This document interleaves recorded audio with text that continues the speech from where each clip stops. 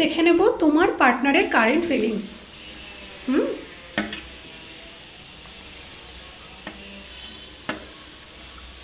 তোমাদের পার্টনারের current feelings তোমাদের প্রতি, তোমাদের পার্টনারের কারেন্ট ফিলিংস তোমাদের প্রতি। ওকে, বর্তমানে এটা হতে পারে যে তোমার পার্টনার একটু কর্মের দিকে নজর দিয়েছে, নিজের কর্মক্ষেত্রে হয়তো কোনো সমস্যা ফেস করছে, কোথাও কোনো ইনভেস্ট করেছিল সেখানে হয়তো মানে কোথাও ইনভেস্ট করেছিল বা কর্মের দিকে ফোকাসটা তার বেশি বর্তমানে।